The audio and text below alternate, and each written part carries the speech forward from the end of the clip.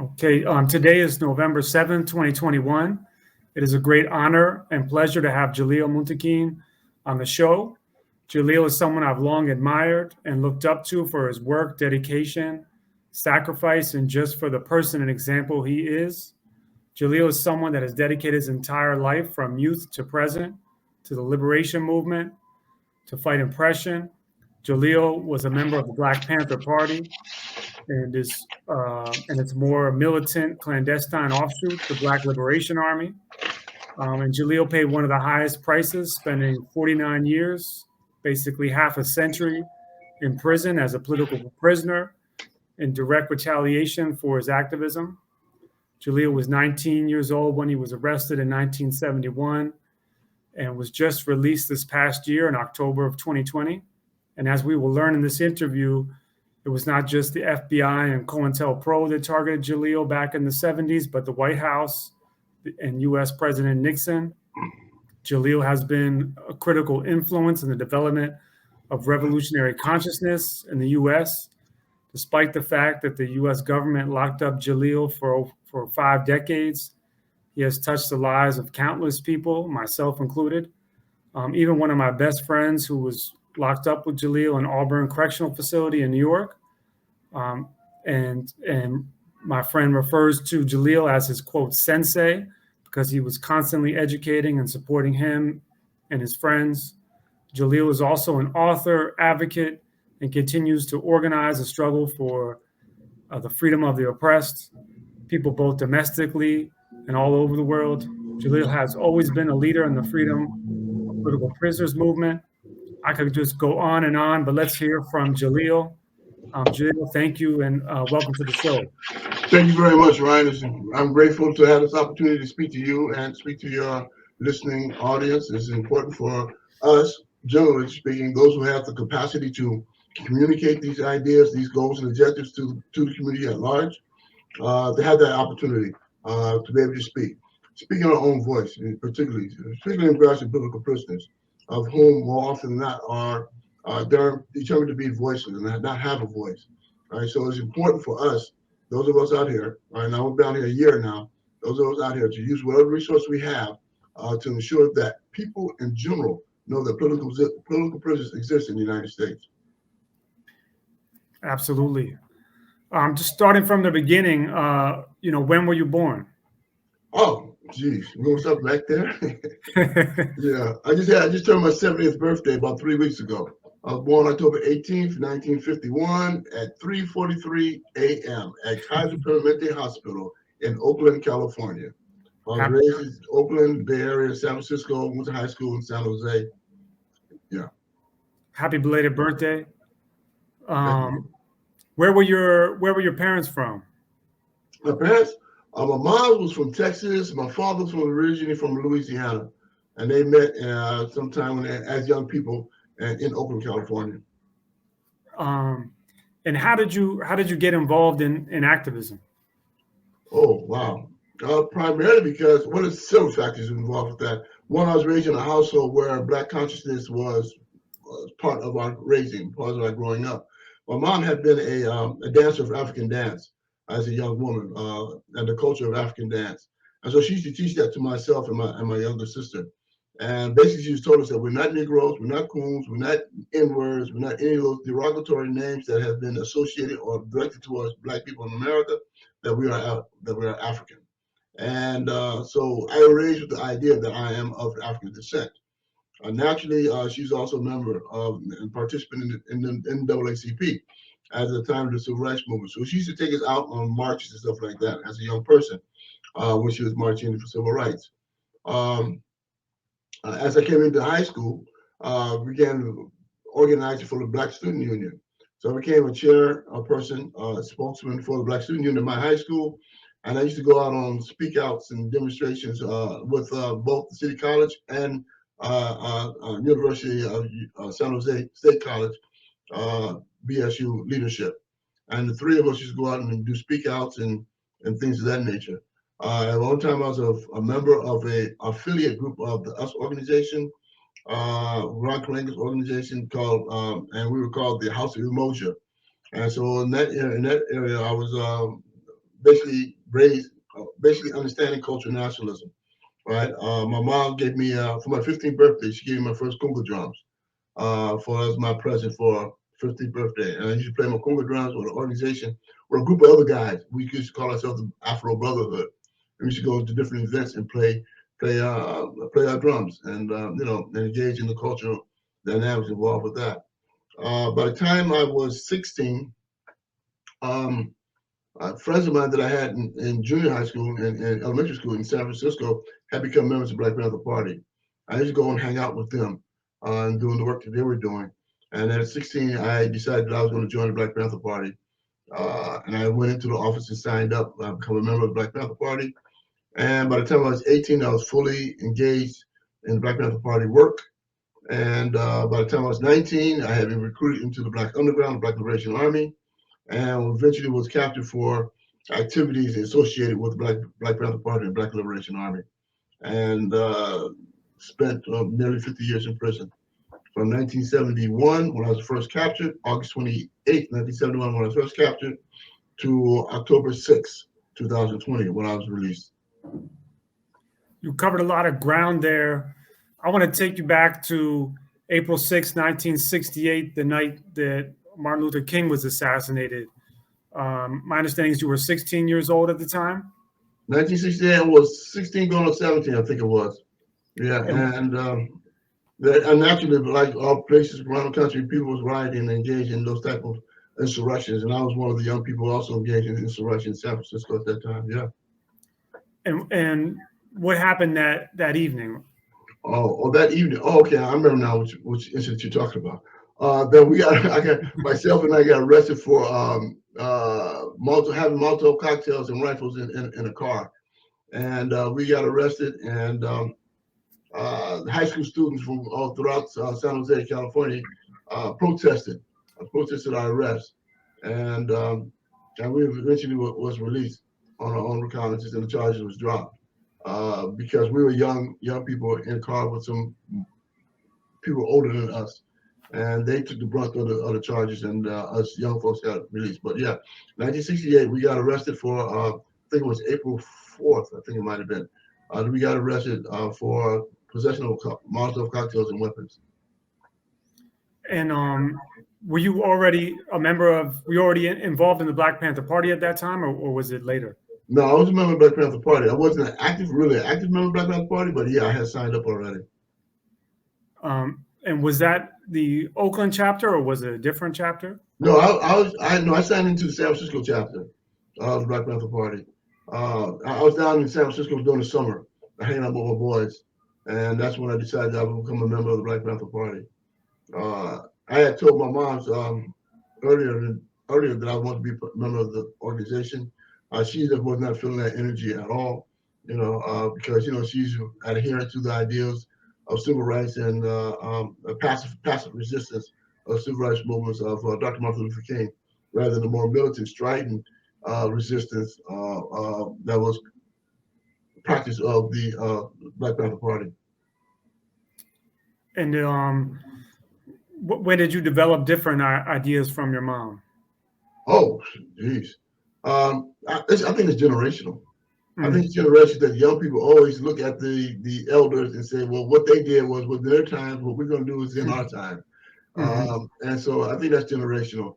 My ideas naturally evolve by virtue of the degree by which we as a people, Black people in particular, continue to be oppressed, by the system of violence, state-sponsored violence, police and et cetera, and so we have to look at our situation differently, in my thinking, as a young person, differently than they did as my mom's generation did, So that was a evolution process, a process of our own ideas and growing up and looking at the world from another perspective than that of my mom's generation. And then fast forwarding to August, I think it was either August 28th or August 29th, 1971, you were captured by the police. Can you tell us about that? Yeah, August 28th, 1971, 1 week after the assassination of Comrade George Jackson. Myself and my co-defendant, my beloved brother, Albert Noah Washington, and I was arrested with weapons and allegedly trying to retaliate against the assassination of Commodore George, who was also the field marshal for the Black Panther Party. And when you were arrested, my understanding is you were beaten. Oh, I was beaten terribly. Wow, my face looked like the Elephant Man's face. By the time they got finished with me, I was arrested and beaten, and my comrade Noah, he had hit with a pellet and went from one side of his neck, came out on the other side of his neck in the shootout that we had with the police at that time. And you were held incommunicado for a period of time? Yeah, I was held incommunicado. They would not allow me to have any visitors or communications with the lawyers, any of that nature, until my comrades on the streets understood what was going on with us, and then they pressured some attorneys to come in and see us. And about how long was that until you got to see attorneys? About a week and a half, 2 weeks. Wow. Yeah. Wow. Yeah. And after you saw attorneys, what ended up happening? Where'd they lock you up? Oh yeah, we was kept in isolation in San Francisco County Jail, City Jail and County Jail. We kept in isolation. Most often you find that political prisoners, those who come out of the movement, generally speaking, they'll put them in isolation, in segregation. They want to segregate them again away from the general population because they don't want those ideas to be shared in the general population. So, and also that militancy, they don't want to be involved or shared within the general population. As an example, leading 2016, I was put in isolation for teaching a class, a Black History class. I was granted approval to teach the class, right? And I started class in 1861. But by the time I got into 1966, October 1966, you had to talk about the Black Panther Party. When I started talking about the Black Panther Party and contrasting and comparing the young people of that day to the young people of today, particularly those engaged in street organizations, Bloods, the Crips, and etc., right? They felt that that was improper, right? And they put me in isolation because they didn't want me to challenge, right, the criminal mentality into a revolutionary mentality. And so they put me in isolation for 4 months. The charge was ultimately reversed by the court and expunged from my record. But nonetheless, it's the idea that when you're political, your relationship to the state changes, right? You're no longer treated as if you were a common criminal, right? You're treated as if you are a threat to the state because of your politics, because of your capability to articulating the issues and being vocal about oppression and repression and racism. And then going back to 71, did they end up from San Francisco jail? Where did you end up going from there? Oh yeah. Well, after my conviction of that particular case, I was transferred in 1972 to New York to stand trial for the case for which I spent majority of my prison sentence. I was in New York State. I was transferred there. I think it was in December 5th or 6th, 1972, to New York. And you were charged with what they called the New York 3? Originally, the case was in New York 5. It was 5 of us who was charged. And ultimately, after the second trial, we had 2 trials. First trial ended in a hung jury in favor of acquittal. Then they played some shenanigans in the second trial, and it resulted in 3 of us being convicted and 2 being acquitted or having the charges dismissed for lack of evidence, they say. And so myself, Albert Noah Washington, and Herman Bell was convicted of the charges of 2 counts of murder of police officers. And they alleged that the Black Liberation Army ambushed 2 police officers in kind of wrangle houses in Harlem. Yeah, they said it was called the Polo Grounds. Polo Ground. That was the charge. And my understanding is the second trial, one of the jurors, after the verdict, claimed that he was harassed and how to get a bodyguard. Is that correct? I heard that, but I don't know how true it is. Mm-hmm. And I don't know who harassed him. Mm-hmm. My thinking is probably was the police who was harassing and trying to create an environment that he would be scared, or fear for his life, or something of that nature, and create an environment where he would be more willing to convict us rather than vote for a acquittal. Remember, I said the first trial ended with it was a hung jury in favor of acquittal. Mm-hmm. Yeah, because my understanding is that it was the defense that filed a motion to vacate the verdict due to the fact that the juror needed to hire bodyguards because he was being harassed. Yes, that's true. To push for a conviction. So it would have had to have been the police or someone affiliated with the government that were harassing him. I would think so. That's my thinking of a situation, and we had to find out, by surreptitious ways, and we had to find out about what happened to this juror. Well, that's after the conviction, and naturally, they're not going to reverse that conviction on the basis of this one juror who was harassed. Not a criminal case. If it was a regular common criminal case, perhaps they would have a more leeway, for which the court would consider that he was not a fair trial. But a criminal case of this nature, once he got a conviction, there's certainty to uphold that conviction, no matter what. And then in the San Francisco case, my understanding, they referred to the defendants as the San Francisco 8. Oh no, that's years later. That's much years. That's 30-some years later. 30-some years later, in 2007, they did a roundup of former members, of veteran members of the Black Panther Party and Black Liberation Army. 8 of us from Florida, New York, Los Angeles, San Francisco, and gathered us together and charged us with a host of actions that was on their books that they could not resolve, and they felt that we were responsible for those acts, and they charged us with, I think, 11 counts of different acts, all 7 of us, all 8 of us, and ultimately would result in them getting a conviction only on myself and Herman Bell, which was a plea agreement, and having the charges dismissed against everybody else. So they really didn't have anything against us for the most part. They tried to get a person to testify that he was involved and engaged in this matter. However, the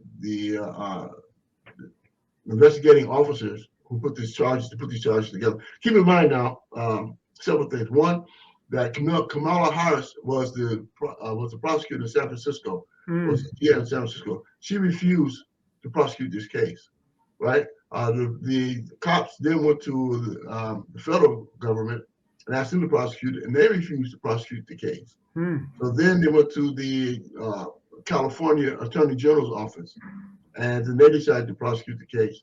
However, by the time it was ready to go for trial, their so-called key or star witness, they had told the cops had told the prosecutor that he would not testify that he had been tortured to provide information that they felt was critical to their case. However, when the DA or the Attorney General went and spoke to that particular witness and asked whether or not he would testify whether he'd been tortured, he told them, what I understand is that if the defense asked the question whether or not he had been tortured, he would answer it in the affirmative, that he had been, right? And so that kind of threw the DA, the Attorney General, off key, right, off his mark, knowing that he would have a witness, allegedly star witness, who would testify to the fact that he was tortured in order for them to elicit information from them for this prosecution. And these allegations dated back to 71? These allegations dated all the way back to 71. It wasn't until 2007 that they decided that they want to round up everybody and prosecute them. But the allegations are the charges they wanted to charge us with was from 1970 to 1971. Wow. I guess they did a similar thing to Kamal Siddiqui. Yeah, very similar. But for Kamal, they wanted him to help them capture Assad al-Shakur, and he refused to do so. So they decided they wanted to prosecute him for something I'm certain that he did not do. And do you know what kind of stimulated him to bring these charges decades and decades later? No, I will never understand the extent of fascism or the means from which the state will seek to terrorize and suppress people who are fighting for liberation and fight against repression and racism. No, why do they stop people fighting against racism? Why do they have people fight? Try to stop people from fighting against white supremacy. You know, why they try to stop people fighting against the capitalist exploitation? You know, is to maintain a status quo. So I can imagine they try to use this case as a way to indicate to a movement, a growing new movement at that time, right? 2007, Black Lives Matter, and I think some other movements were starting to rise up again, try to prevent them from moving towards militancy, showing what the state will do to you if you engage in militant responses to oppression and repression. You know, so they're trying to use making it as an example, I imagine. And my understanding is that at some point in time, you got sent back to California and did time in San Quentin. I was in San Quentin, yeah. After my conviction in 2000, excuse me, after my conviction in 1975 for the case in New York City, I was sent back to San Quentin to finish the conviction sentence that I was originally arrested for in San Francisco. And then you got sent back to New York. After I got paroled in California in September 1977, I was transferred back to New York to begin the New York sentence. And while you were in San Quentin, my understanding is you continued advocacy from inside San Quentin. You organized the first national prison petition to the United Nations. That's correct. Yeah. While I was in San Quentin, keep in mind that I was an organizer when I was in the streets. I was an organizer when I was in prison. I'm now again an organizer back in the community again. This is what I do. I organize, right? I organize against white supremacy, organize against capitalist exploitation and state repression. Yeah, while I was in San Quentin, I organized the first U.S. prisoners petition to the United Nations. And there was a petition based upon the idea that we need to raise the profile of the existence of prisons in the United States, and also to expose the conditions what's going on in United States prison system. It was the first petition that's ever heard that was committed by prisoners and documented by the United Nations. We had support for this petition from out of prisoners from 25 states, and including Hawaii. The prisoner was engaged in supporting the signature petition to the United Nations. And you were working together with the late attorney Catherine Burke. Yes, Catherine Burke was one of our representative attorneys. She had been a attorney representing Amnesty International, and that's how I was introduced to her, and basically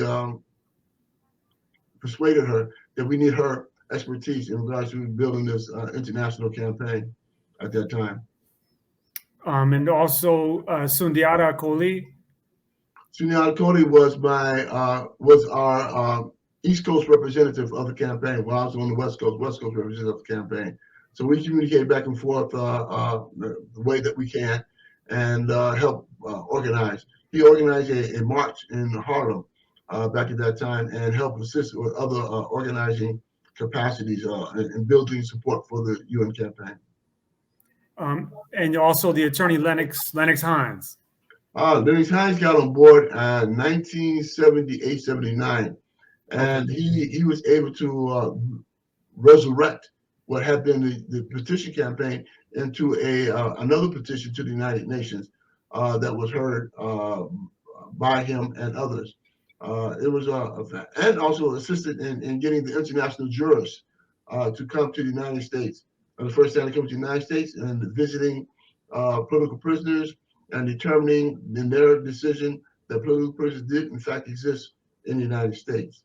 I had an opportunity, I think it was 1979, to have a journalist speak to ask the question of then Ambassador to the United Nations, Andrew Young, whether or not political prisoners exist. And this Andrew Young was having a press conference in Paris, in France. And the question was asked, and he answered in the affirmative, perhaps thousands. He was vilified for making that truthful statement, Andrew Young was, and called to the carpet by then President Jimmy Carter for having made that truthful statement.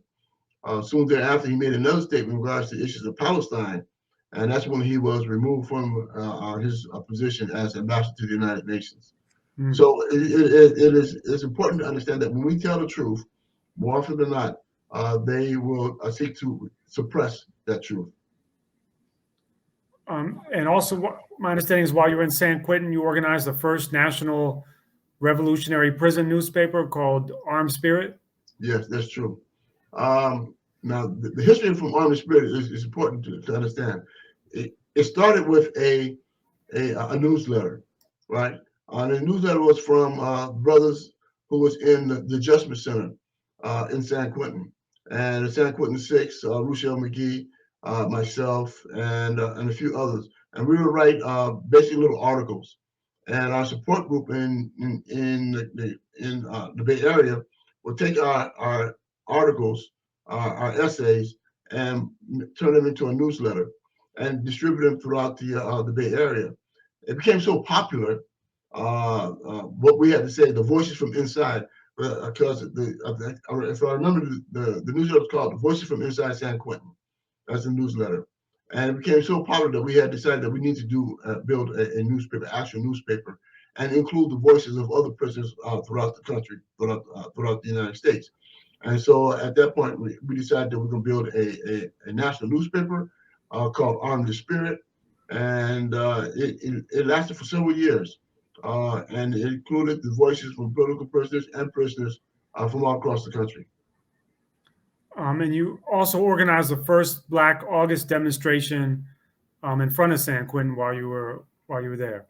Well, some people would say it was a Black August. Some people would just say it was just a demonstration in support of political prisoners. Mm-hmm. But yeah, there was a demonstration in front of San Quentin in August of 1977. And can you explain, because a lot of people don't know what Black August is, what Black August is? Oh, okay, real. All right, for real. Black August really came into existence as a name, as an organized name, when prisoners out of San Quentin in 1978 or 78, when Jeffrey Golden died in prison in San Quentin. Jeffrey Qatari had inherited the leadership of an organization called Black Guerrilla Family, right, in California prison system. He had inherited the leadership.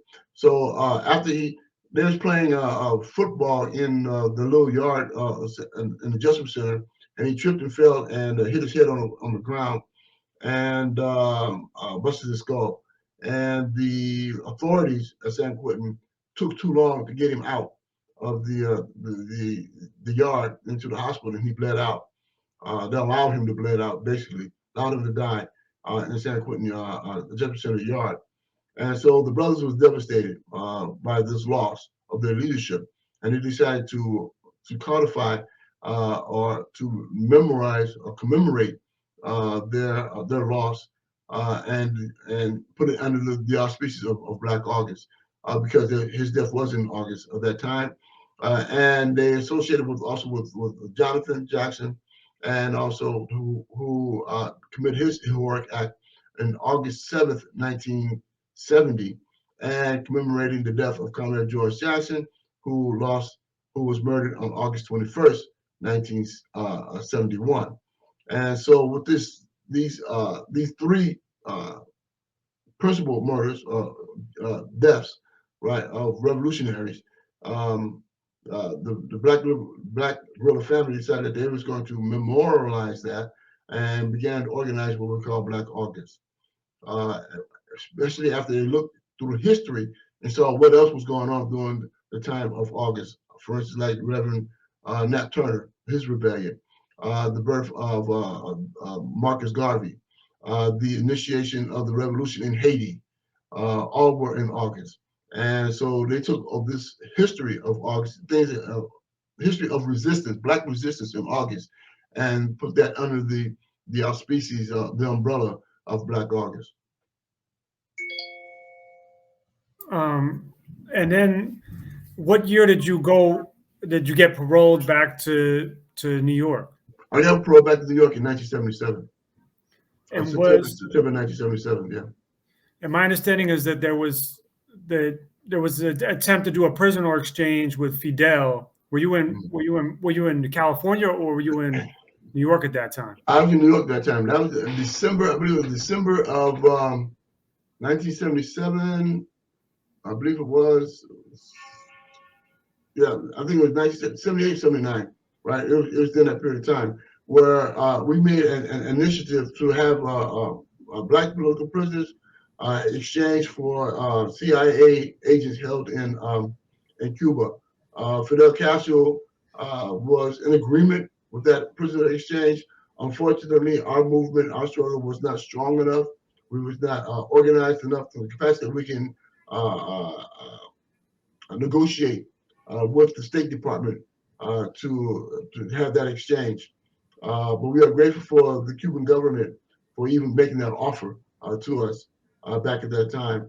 Ultimately, there was a prisoner exchange with other prisoners for those CIA agents that Cuba had. But unfortunately, we were not part of that group. And when you hear, I mean, this is kind of fast forwarding to present time. When you hear about the left in the U.S. now criticizing the Cuban regime, the current Cuban regime, and calling them racist, for example, what are your thoughts about that? I think they're missing the mark in regards to their own policies. I don't. Being critical of various organizations, we have to do so in a way that it does not necessarily undermine the politics. We have to be very scrutinizing in terms of our criticism. Our criticism has to be constructive, our constructive criticism, in terms of our differences of opinion in regards to our relationships, and particularly building international solidarity. Are there issues of Blacks not having the same opportunities as lighter-skinned Cubans in Cuba? Yes, there is. Right? Is it to the extent of the kind of second-class citizenship that we suffer in the United States? It is not. All right. And so we have to be really critical in terms of how we understand these things, and not necessarily impose any kind of ill feelings or bad ideas in regards to the Cuban government. Recognize that it is also in the process of transition, right, as it evolves in its own humanitarian development. From the days of Batista to the years of Che Guevara and Fidel Castro and Raul Castro, and the membership and leadership of the Communist Party of Cuba. And so yeah, is there issues in terms of racial divisions in Cuba? Yes, there are, right? We find it all around the world in terms of Black lives, right? We all often than not, we find that Black lives are devalued or dehumanized on one level or another. And I think the same applies for Cuba, Venezuela, Nicaragua, Colombia, wherever we have Black lives in Latin America or in other parts of the planet, right? Dark-skinned Black people are generally vilified, or not devalued. That's the word vilified was wrong. Devalued in terms of their humanity, as a result of 400 years of having to deal with white supremacy. Absolutely, absolutely. Asking you some more questions about the organizing and work you did while you were locked up. You were also chairman and I believe executive director of the Legislative Action Committee. Yeah, those organizations I was a membership of and or rise to the level of directorship or executive directorship was basically doing lifers committees, right? Guys who are lifers who are fighting for the change of the law so that they can have an opportunity to once again be released from prison. And you help draft legislation. Yeah, I drafted the first bill, right, asking for good time for lifers. Good time off the front of the bid rather than off the back of the bid. I wrote the bill and I submitted to a assembly person by the name of Arthur Eve out of Buffalo, and he saw the bill, looked at it, signed his name onto it, and submitted it to the subcommittee on corrections, or committee on corrections in the assembly. Unfortunately, again, we weren't organized to the capacity for which we can persuade legislators to vote in favor of the bill. But I'm elated. I was elated to the point that I was able to draft something that the assemblyman thought was well written, and that he was willing to put his name onto and champion in the assembly, New York State Assembly. And my understanding is you were denied parole countless times. Do you recall roughly how many times you were denied parole? I was denied parole 13 times and was granted parole on the 14th. I was eligible for parole in 2002, right? My first parole hearing was 2002, and I didn't get released until 2020. And so every time they denied me, I would fight, get appeals, sometimes get them reversed, sometimes not. And ultimately, it resulted in 13 denials before I was released on the 14th. And this is kind of a corny question, but how was it being incarcerated on the East Coast when most of your family and loved ones, I would guess, would be on the left coast, on the West Coast? You said that right, the left coast. I like that. Yeah. Most of my family's on the left coast. Ultimately, my mom's moved to Georgia. She felt it'd be a little bit closer to me. The idea that when I get paroled, I would probably move to Georgia. And my daughter and grandkids moved to Alabama. And so that's what they are now. But I have a sister and a brother in California, and I have a whole host of cousins, aunties, and also in California. Yes. So did that make it particularly difficult?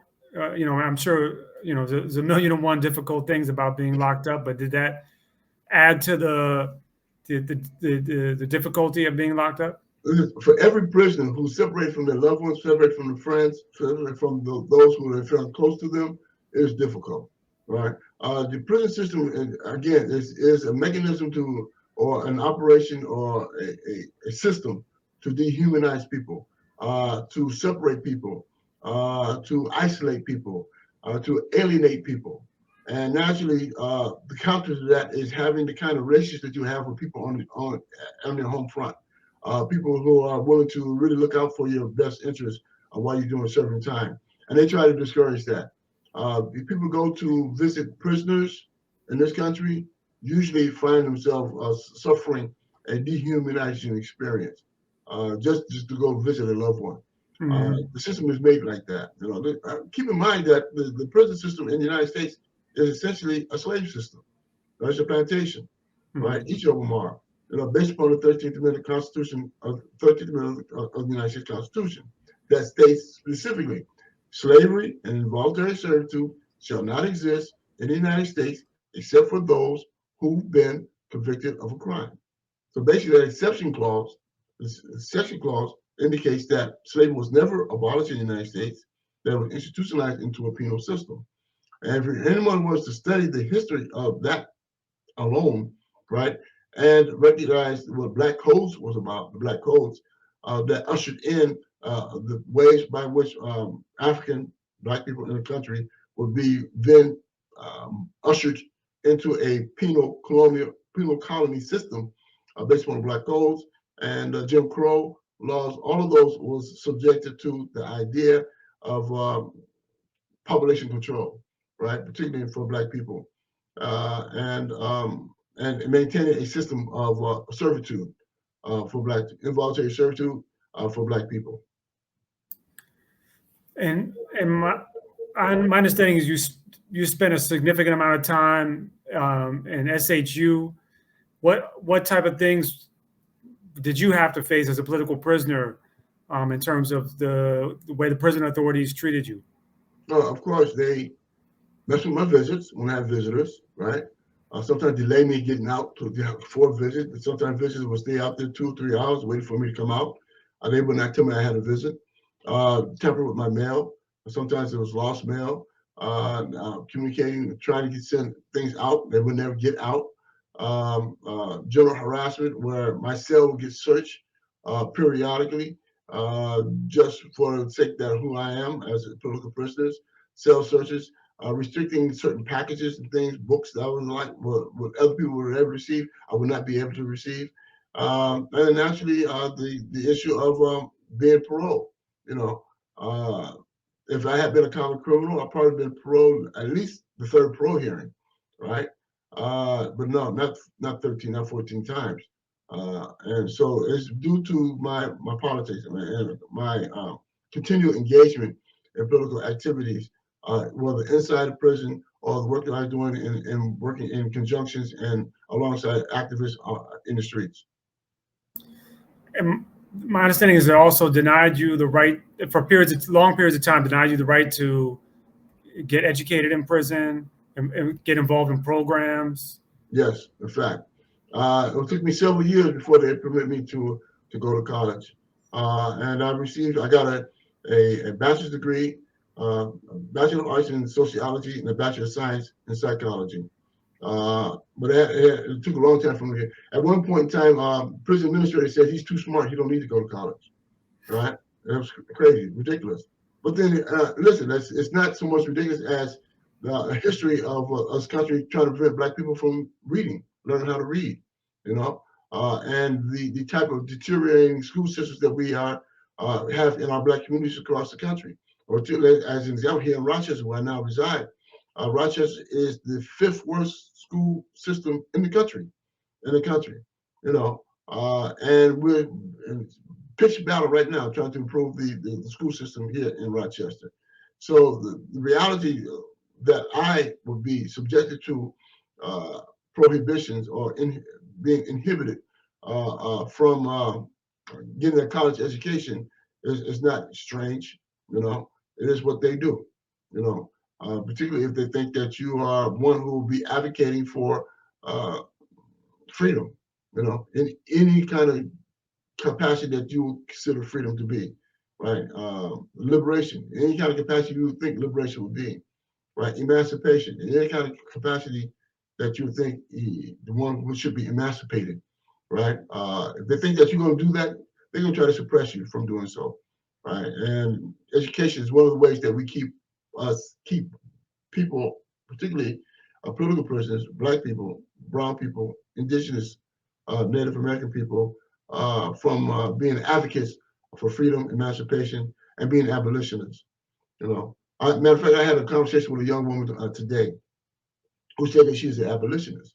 I said, "Will you please, for the sake of my understanding, define for me what you think an abolitionist is?"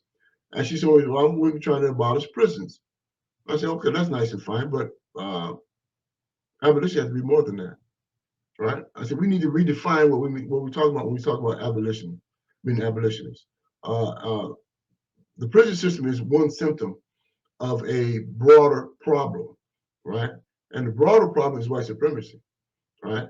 So, and I explained to her, I said, for us, we need to redefine what we call by abolitionists, that we have to seek the means to abolish everything and anything that's anti-Black, everything and anything that's anti-brown, anything and everything that's anti-indigenous people, right? Abolish it. There's no ifs, ands, or buts about it. There's no reforming it. There's no coddling it. It's to abolish, right? So in terms of abolitionist movement and becoming abolitionists, our goals and objectives should be to abolish anything, everything, and everything that is anti-Black. Absolutely. It's kind of speaking of the movement in the 71, I believe in California, in 71 in New York State, you had Attica uprising, and there was a push to improve kind of the quality of prison life. What have you seen as the trajectory in terms of prison conditions, the treatment of people locked up, incarcerated across the country from, pre-71 to present?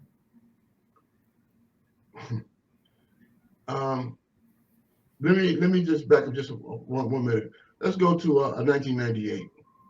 1998, two organizations came into existence dealing with the issues, having some of the issues of prisoners, right? One was called Critical Resistance, right, under the leadership of Angela Davis, right?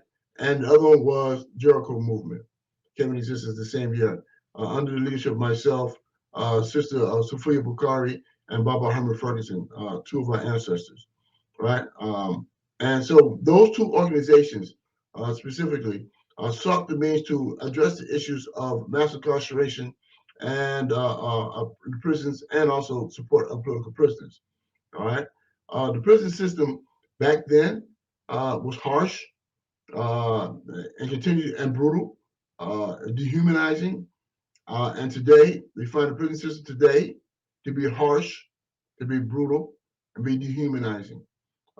There may be some means by which you have more trinkets and more toys, right, inside prisons, but it's for the benefit of the corporations who's making money off prisoners and off prisoners' family, like the phone calls.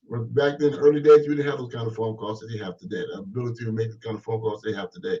Having tablets in prisons, didn't have that back in the days. Having TVs and radios, didn't have that back in the early 70s.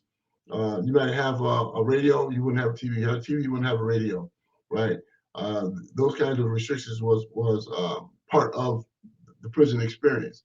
And so they're now trying to make, in certain instances, trying to make prison a little bit more comfortable for the prisoners, but in the same regards, they make the sentences longer, right? So they'll keep you in prison longer and try to color you, as they continue to exploit you. But in terms of the treatment of prisoners, for the most part, it continues to be brutal. It continues to be dehumanizing, and for many, and especially for those who have a political statement, a political stand on issues of incarceration. They will continue to feel the brunt of white supremacy in the prison system. Unknown caller.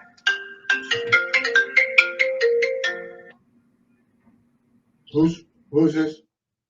This is Suzanne Roscoe. Hey, Suzanne, I'm on a Zoom right now. Can you call me back, please? Yep. What time? Give me a half hour. Okay. Talk to you later. All right, bye-bye. How about in terms of programming, like the schools programming, now compared to the past? Sure. It depends upon what prisons you are and what state you're in, right? In certain prisons, they permit colleges. In 1994, under the Clinton crime bill, they took away the Pell Grant. And so for several years, colleges were, you couldn't get a college education while you was in prison because the Clinton crime bill removed the Pell Grant from prisons. And so we had to create a new way to educate ourselves. And many prisoners, particularly those with political consciousness, began to develop study groups and programs of their own while in prison, and asked for volunteers from different colleges and educational institutions to come in as volunteers. That, in certain instances, that reverse. So it depends upon what prisons you're in. In New York State, you can get a college degree, a college AS, AA, or a BA, BS. And in one prison in New York State, you can get a master's degree. They refused to allow me to go there to get a master's degree. Refused. I was approved for it at least 3 times, and refused to transfer me to Sing Sing to get the master's. Nevertheless, so it depends upon what state you're in. Many states says that as much as an 8th grade education is all the education that you need, right? So it depends. And in terms of, so my friend Amir, who I was telling you about, and many other friends have told me that he went in, 26 years ago, and he says that the consciousness of the inmates is very different back then than it is now. Yeah. I agree.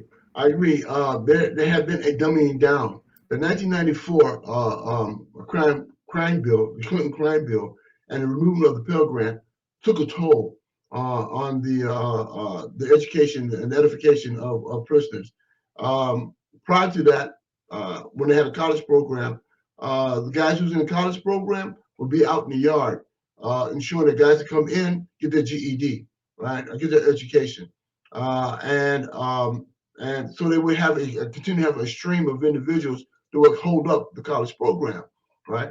But when they took the Pell Grant out, right, and also decided that 8th grade education is all the education that you need, or the similar education that you needed for a period of time, that created a dumbing down of the prison population, right?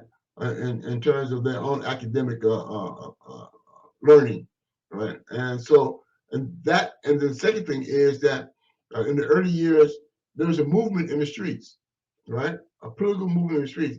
And many of the people who's coming into the prison system have been affected by that movement in the streets one way or another. So they're bringing that energy inside prison, right? But the suppression of the movement in the streets, right? And then the proliferation of street organizations, that was what was coming into prisons, right? And with that mentality, this gangster mentality, the so-called gangster mentality coming into prison. And so you had this kind of internecine warfare was perpetuated, right, in a very, very repressed environment, right? And so that's what we find in many areas of the prison system today, right? That these so-called street organizations and their gangster mentality has ruined, in my thinking, the capacity for political evolvement, political development inside the prison system. And what is your diagnosis for that? In the sense of, in 71 we had all those uprisings that were pushing for better conditions, where that consciousness is gone and the formal education is gone. What is your diagnosis of how things will move forward? Well, let me put it in two contexts, right? One context is this here.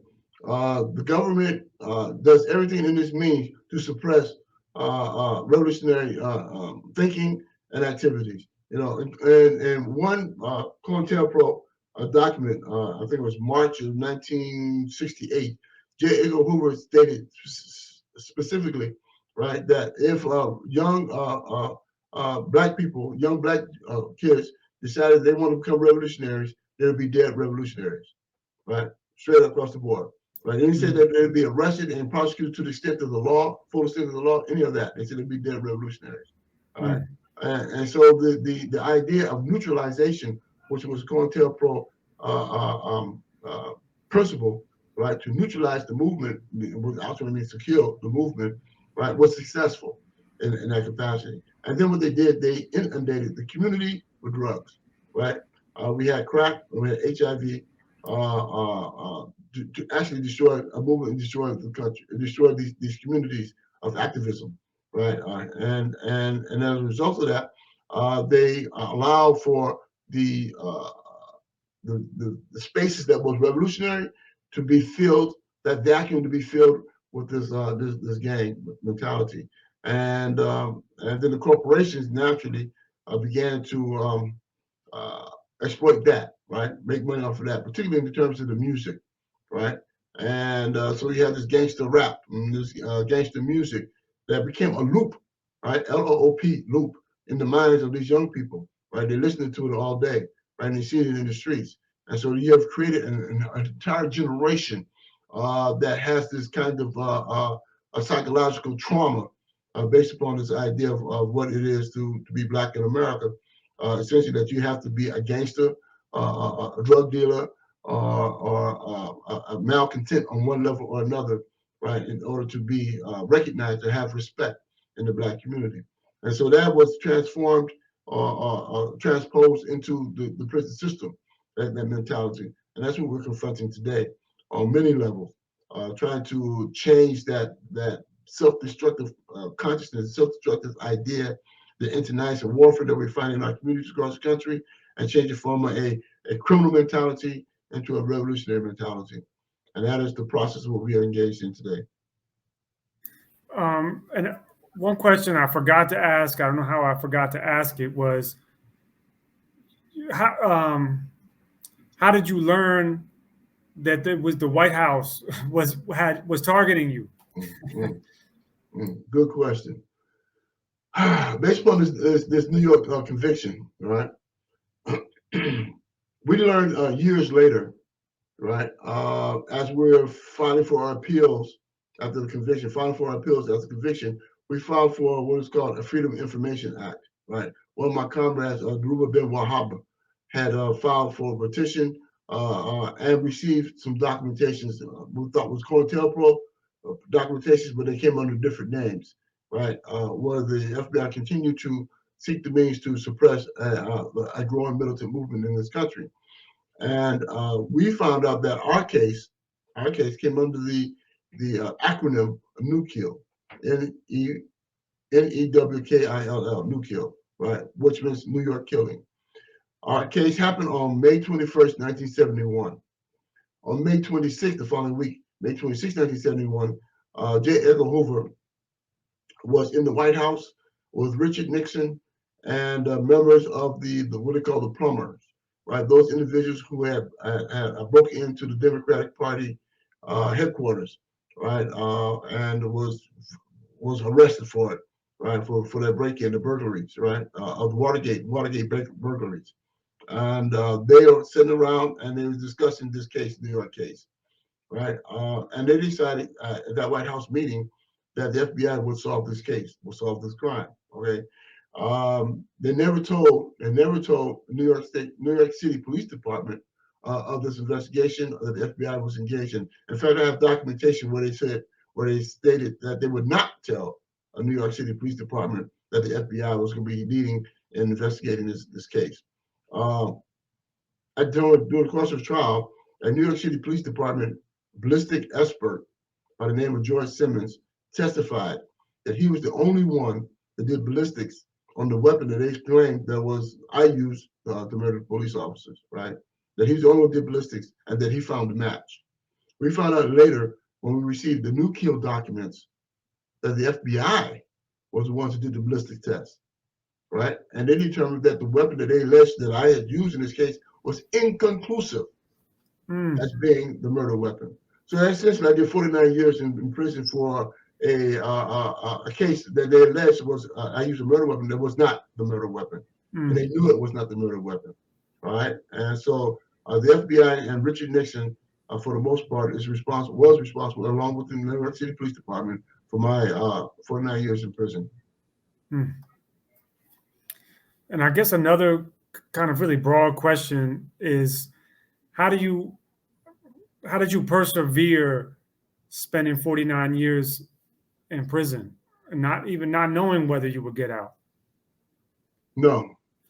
How do you mentally persevere? I understand the question, but let me make this explicitly clear. I always knew I was going to get out.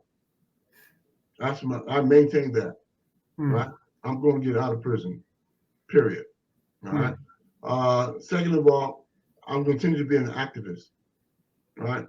In prison or outside of prison, right? They have my body in prison. That's what I tell people. They have my body in prison, but my mind and my spirit was always in the streets and always with the community. Okay, and trying to figure out new and innovative ways to continue to contribute to the movement. All right, and so again, they have my body in prison, but my mind and spirit has always been part of and engaging in the struggle on one level or another. And that way, I became mentally active, spiritually active, and served to allow me to understand that my incarceration, my treatment, was a result of my political activities and engagement. And for as long as that was going on, I'm good. I'm good, right? And so, but I always knew that at some point in time I was going to come out of prison. Why? Because I was going to continue to fight to get out of prison. Right? That's why I'm going to keep me in prison. Okay. And so, and I also continue to believe in the power of the people. Right? Power of the people. Right? And if you got the people around you, people organized and capable and continue to fight, we will win. When we fight, we win. But when we don't fight, we ain't going to win. Okay. So that's the bottom line. So as long as I continue to fight, I know at some point in time I'm going to win. I'm going to win my freedom and continue to be engaged in the struggle. And one of the things you recently been working on was the We Charge Genocide Spirit of Mandela Tribunal that recently happened a couple of weekends ago. Can you tell us about that? Sure.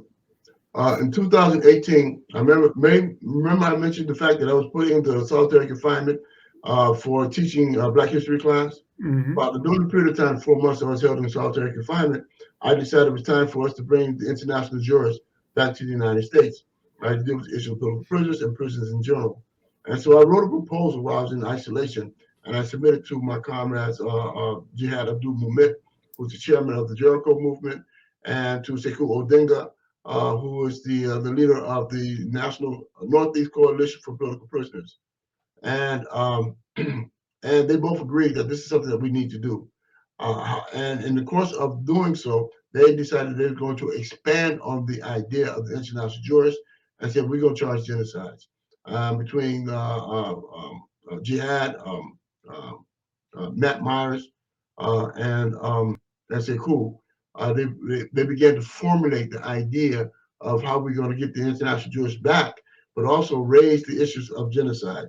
And so we was able to build a campaign and charges of genocides and had international jurors come to the United States. Sister Nkiti Taifa was the head people's attorney, right, that brought this case or brought these charges an international tribunal. We had 9 international jurors from around the world, different parts of the world, come to the United States physically and or by Zoom. And they heard 30 witnesses, and a plethora of documentation was submitted to them, indicating that the conditions of Black people, brown people, and indigenous people in the United States are subjected to genocides, right? The international jurors on October 25th, 2021, found the United States guilty of commission of genocides based upon international law, on the International Convention on Genocides. The United States is guilty of the charge of genocide against Black, brown, and indigenous people, right? And so that's historic. It's historic for many reasons, in many ways. One of the reasons is this, right? It is the 70th anniversary of the first charge of We Charge Genocide that was submitted to the United Nations by the great Paul Robeson and William Patterson. And at that time, they were harassed by the FBI, right? Even when William Patterson went to Europe, he was chased around Europe by the FBI, so they can try to prevent him from submitting a document to the United Nations. They successfully submitted the document to the United Nations, but it was never really heard by the United Nations. We have successfully did what Paul Robeson and William Patterson attempted to do in December 15th, 1951, 2 months after I was born, right? They submitted their petition. We successfully not only submitted our petition, had international jurors hear our petition, but we had a founding of guilt against the United States for genocides of Black, brown, and indigenous people. It's historic. It changes the narrative. It changes the narrative of our condition here in the United States. Our condition is no longer under the rubric of civil rights, right? El-Haj Malik Shabazz, Malcolm X, instructed us, telling us that we need to take our struggle into the international community, right? That our struggle, for as long as we confined within the civil rights, the United States will continue to play with it and deal with it as a domestic issue. But once we take it into the international community, we have taken it outside the jurisdiction of the United States and we made it a human rights issue. And that's what we successfully did on October 25th, 2021. We succeeded in having the international jurors and ultimately the United Nations recognize ultimately, the international community recognized that the United States has been engaged in the practices of genocides against Black, brown, and indigenous people. We are now going to change the narrative across this country in regards to what our condition is in the United States. Condition of Black, brown, and indigenous people is genocidal. Let's make that explicitly clear, right? We've been seeing it for years and years. Now we have been codified, right, by the international community. We are suffering the conditions of genocide. And our fight against white supremacy in this country, right? It always has been genocidal. Institutional racism is a means by which they enact conditions of genocide, whether the issues of environmental racism, mass incarceration, the issue of political prisoners, a question of health care for Black people in this country, the mortality rate between Black and brown people, between Black and white people is exceedingly disparate, right? We have to recognize that is intentional, it is deliberate, right? And way these conditions are confronting Black people. It has minimized our capacity to survive and prosperity in this country, right? And it has been going on since, as Nkichi says, since 1619. Or 1492, right? 1492, leading for indigenous people when alleged America was discovered by this Spanish European person, and to 1619 when he started bringing the Africans over to this country. So when we look at the centuries of conditions for Black, brown, and indigenous people in this country, including some specific areas like environmental racism, like what happened with Katrina, right? Or what's happening in Michigan and the water, right? Or the sterilization of Puerto Rican women, right? Sterilization of Native American women. There's a condition in California today, California prison system, where it was sterilizing women in prison against their consent. All right? These things continue to go on. We find that our children, the separation of our children from families, right? The breaking up of families, the foster care system, the majority of Black, brown, and indigenous people, right? Young people, children, right? Why are they all in these foster care homes and foster care system, right? Separation of families, right? Mass incarceration, right? Black, brown, and indigenous people, mass incarceration over the years. They put us in prison at a young age and keep us in prison until we're old age, right? That in itself is preventing reproduction, right? The years of reproduction of these people, of our people, right? They're prohibiting that from happening, right? Lessening the capacity for growth and development. That's deliberate. It's genocidal, right? And we have codified it. We have made that explicitly clear. It's historic, and now we're going to change the narrative of our struggle. There's a human rights issue. There's no longer a civil rights issue, and we're going to be building a movement, moving forward on the basis of that. We're going to move to our building what we call a People's Senate. Right? There's a lot more that needs to be said about that, but we're moving forward on building a People's Senate, a new narrative in terms of our struggle in the United States. We are divorcing ourselves. We need to divorce ourselves from the corporate parties, the Democratic and Republican parties, right? And those two corporate parties are two faces of the same hand, the inside the hand or the back of the hand, right? It is the same hand, the hand of white supremacy and capitalism. And we need to divorce ourselves from that and build a new narrative, a new movement, build a united front, as you might say. So we're going to build the People's Senate. Our next move in terms of the campaign, International Tribunal, is that we will be filing a civil rights complaint in the federal district court based upon the United States violation of its own laws. Its own law is 18 USC 1091, right, which is the genocide law. It's the United States having signed on to the International Convention of Genocides and have codified it in their own laws. That's 18 USC 1091. They're in violation of every point of that particular law. And so we are charging genocide to the United States, our government, in their own courts. And we expect them to answer the charge of genocide. We'll be getting amicus briefs from various national organizations and international organizations, Friends of the Court Briefs, in support of our petition to the United Nations. Support of our petition to the Federal District Court, and we will be arguing, building out our campaign on the basis of support of this federal petition. Right on, right on. The and everything from the opening ceremony all the way to the verdict for the tribunal was very powerful. I recommend all of the audience to watch it if they haven't already seen it. I know it can be found on Facebook, on the Spirit of Mandela's Facebook page. And my guess is it'll probably be uploaded, if it already isn't, on the Spirit of Mandela YouTube page. It'll be on the YouTube page, and will probably be on the YouTube page and also Facebook. Yeah. It's already on Facebook. We're gonna try to get on some other platforms as well.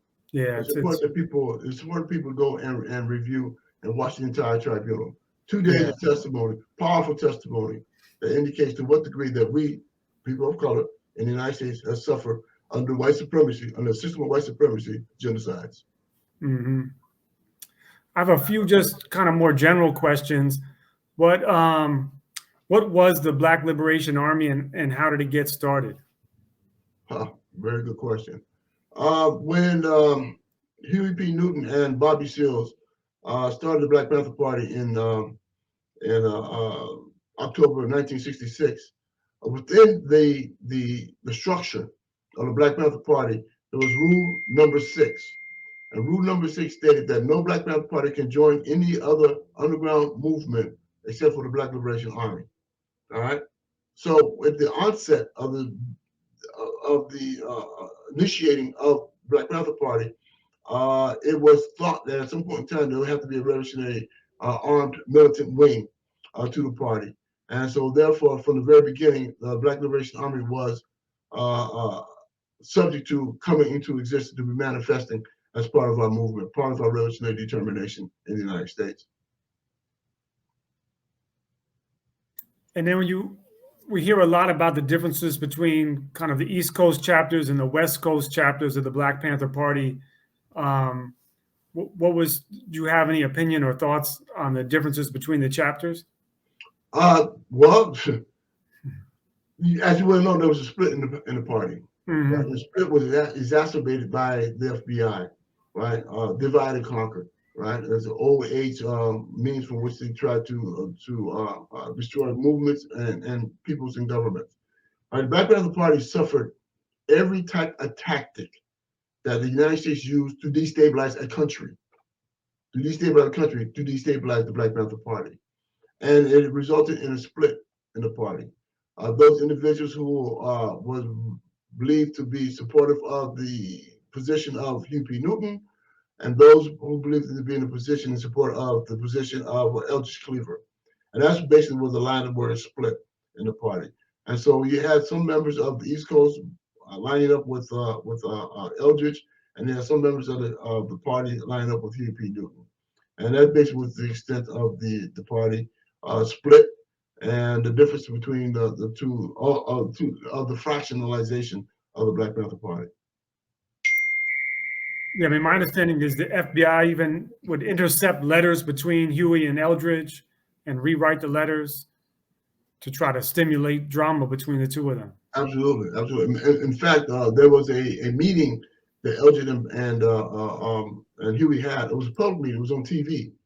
And as a result of those type of letters that were submitted from one side to the other, they could not come to an agreement, not knowing to what extent that they had been targeted by the FBI, creating this split. And so that was a loss in our understanding to what extent the government would use their forces, or use their resources to destroy the party.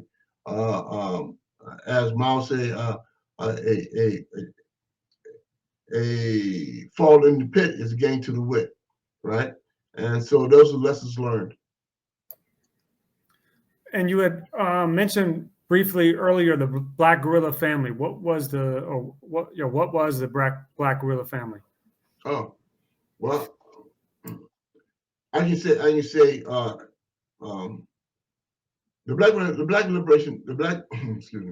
the Black Guerrilla family came into existence as a result of having Black people in California prison system having to fight and survive against the Aryan Brotherhood and white racist prison guards, right? And also some Mexicans who are Chicanos who aligned themselves with the Aryan Brotherhood and these racist prison guards.